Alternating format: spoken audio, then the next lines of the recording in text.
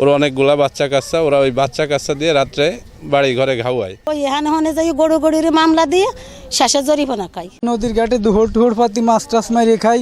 আমার এই জাল দুহর মুহর এগুলো সব চুরি নিয়ে যায়, আগুন দিয়ে পোড়ায় দেয়, দাউ দিয়ে কোপায় কাটিয়ে ফেলায়। সে অনৈতিকভাবে চলাচলতি করে, যেগুলো এখানে 50টা ফ্যামিলি আছে, 50টা ফ্যামিলি ক্ষতিগ্রস্ত। আমাদের গ্রাম আদালতের কোর্টে এদের কেসই হতে, এখন আমরা গ্রাম আদালতের কেস অতিষ্ঠই আমরা নেই না।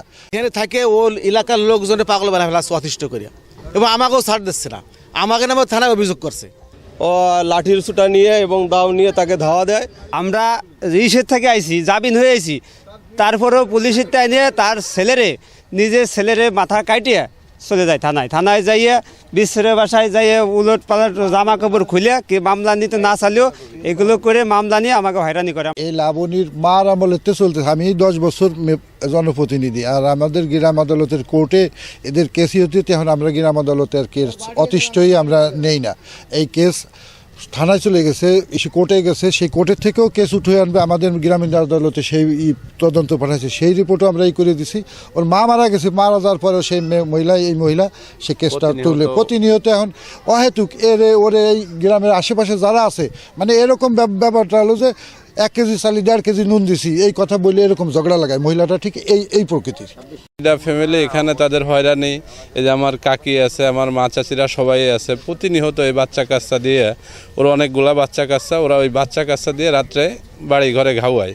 সবাই ব্যস্ততা থাকে, পোলাপান রাত্রে ঘুমায় থাকে। একটা বাড়ি যদি উপর দিয়ে ঘাই দেয় টিনে, বাচ্চা কাচ্চা অবশ্যই কান্দে উঠবে, ভয় পায়। তারপরেও আমি অনেকবার চেষ্টা করছি, আমার ময়মুরব্বী আছে, তাদের দিয়ে অনেকবার চেষ্টা করছি। সে এখান থেকে কিছুর বিনিময় এখান দিয়ে যেতে চাচ্ছে না। আর এবং আমরাও আছি একটা হুমকির ভিতরে। দেখেন তার বাচ্চা কাচ্চা আছে, সে এরকমেরও বলতেছে যে বাচ্চা কাচ্চা একটা জবই দিয়ে প্রয়োজন হলে সবাইরই এখান থেকে ফাঁসাইয়ে তারপরে আমি যাব। আর এর আগে এই 2 দিন আগে তারা প্রস্তাব দেওয়া হয়েছে যে ভালো থাকতে সবাই চলে যা এখান থেকে। সে বলতেছে কি যে না, আমি যদি চলে যাই তাই এদের সাথে বসবে কিনা। আমার 6টা ছেলে, তার ছেলেরা, আমার একটা ছেলের আর্মির চাকরি হয়েছিল, সে ছেলেটা চাকরিও খেয়ে লাইছে, সে ছেলেটা চাকরিও খেয়ে লাইছে। এখন বর্তমান আমার এই যে ছোটো ছেলেটা আছে, আমরা 2 বেটা আসামি, 3 বেটা আসামি। তা এই দস্যু আইসে বাড়ি শীতেলমারি, ওই গ্রাম ঘোষগাতি গ্রাম। ও আজ 2 বছরের জায়গায় আইসে চান্দা মান্দা এই সমস্ত সকলের কাছে চায়, মামলা দেয়, চান্দা চায়। আমরা চান্দানি দিনে বলিয়া সে আমাকে হয়রানি করতেছে এই জায়গা।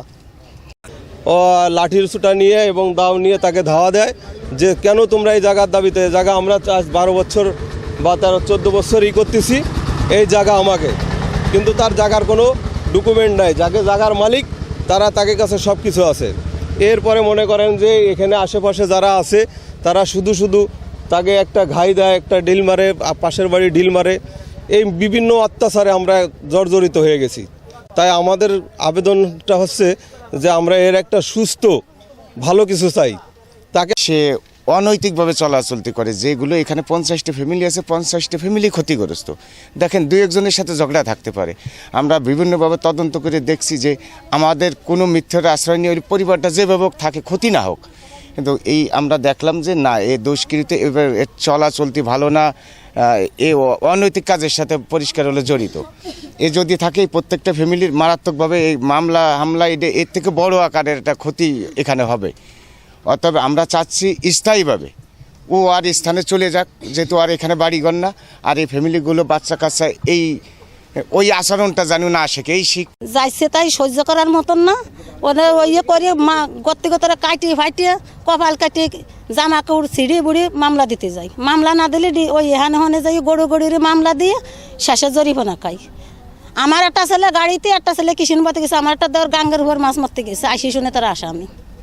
আমরা একদিন আনি দিন খাই, আমরা এই কেস কামবাই চালাবো আর পলাই থাকবো, বেটে গিয়ে পর্যন্ত আসামি দিতে যাই। এখানে থাকে ও এলাকার লোকজনে পাগল বানা ফেলা অতিষ্ঠ করিয়া, এবং আমাকেও ছাড় দিচ্ছে না, আমাকে নামে থানায় অভিযোগ করছে। এখন ওরা যাতে এখান থেকে চলে যেতে পারে সেই ব্যবস্থা করে দেবেন আপনারা। মানে এলাকার লোক ওকে চাষে ওরা এখন থাকুক, ও সবাই অতিষ্ঠ পাগল হয়ে গেছে পুরো জন্য। এই পাশে প্রায় 50টা ফ্যামিলি আছে ভোগান্ত, আর এরাও আমাকে নালিশ করে আপনারা জায়গা দিচ্ছেন, আপনারা একটা কিছু করেন। আমরা চাচ্ছি যে আমরা এই সিস্টেমটা আমরা আগতি ফেরেন, সেই জন্য এটা আমরা করছি।